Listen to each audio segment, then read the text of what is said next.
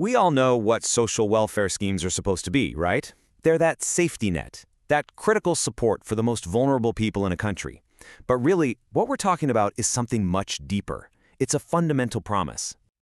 For so many people, the elderly, widows, those with disabilities, this isn't some nice little bonus. It's everything. These small monthly payments are often the only thing keeping them from total destitution.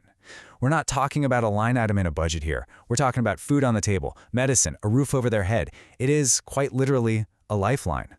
So, that leads to a really tough question. What happens when that lifeline gets stolen? What happens when the system that's supposed to protect people is twisted into a tool to exploit them? Well, the answer is, it's devastating. And it happens in a few very specific, kind of sneaky ways. All right, so let's get into it. The first piece of this puzzle is what you could call the ghost in the system. It's all about how corruption exploits the most vulnerable. And it starts with creating phantoms, ghosts right there in the official records. It's a quiet crime, one that happens on paper, but man, its effects are all too real. Okay, so here's the first big term you need to know, the ghost beneficiary. Just picture this for a second. Someone passes away, but in the official records, they're still listed as alive. And for years, their pension just keeps getting paid out. Now, that money doesn't just disappear into thin air. No, it's being siphoned off, systematically withdrawn and pocketed by corrupt officials. It's a literal ghost in the machine, draining away money that should be going to people who are actually alive. But it's not just about stealing from the deceased. It's also about shaking down the living. And that brings us to our next term, speed money. What is it? Well, it's a bribe, plain and simple. It's the price that desperate people are forced to pay just to get the benefits that are already, by law, theirs. So, you might be asking, how is this even possible? How can officials just demand bribes like that? Well, it leads us right into the bureaucratic maze. See, the complexity of this whole system, it's often not an accident. It's a maze that's been built on purpose, engineered for one thing, to make a profit off of people's desperation. And this is where you see the huge gap between how things are supposed to work and how they actually do. The official process, it should be simple. Legitimate claims get paid, the end. But the real process? Oh, it's a whole other story. It's a tangled mess where delays are created on purpose to squeeze bribes out of people. In this corrupt system, delays aren't a bug, they're a feature. They make the system confusing and frustrating because when you're desperate, you're more likely to pay up. So let's really put ourselves in their shoes. Imagine this is you. One day, your payments just stop. You find out your name has been mysteriously dropped from the list, maybe to make room for one of those ghost beneficiaries we talked about, and then the nightmare really starts.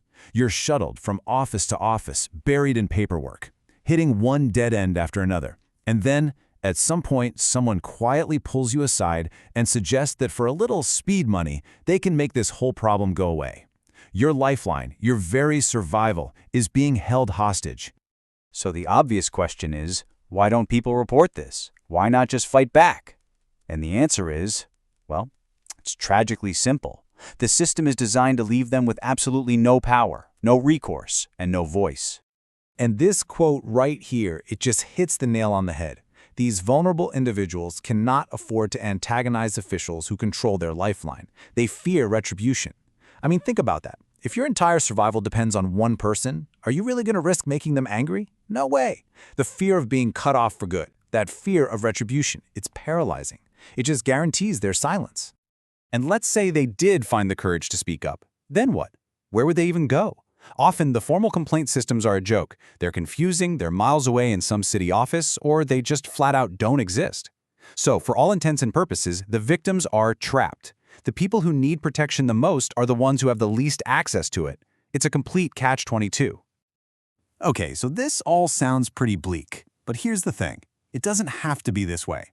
The problems are baked into the system for sure, but the solutions are actually pretty clear and straightforward. So let's pivot and talk about how we can actually fix this, how we can forge a path forward and bring some integrity back. All right, so here it is, a 4-point plan for reform. It's pretty smart. First up, biometrics. We're talking Aadhaar-based authentication, using fingerprints or iris scans. This makes sure the person getting paid is a real, living human being. Boom, ghost beneficiaries are gone, just like that. Second, bring the bank to them.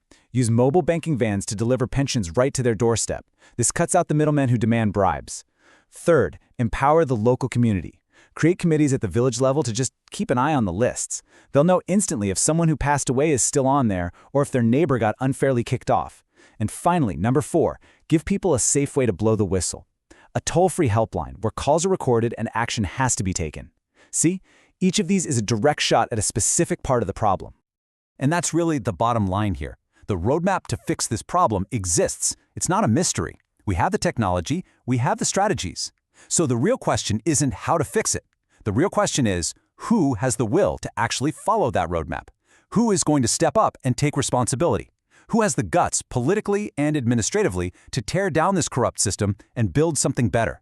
That's the question we should all be left thinking about.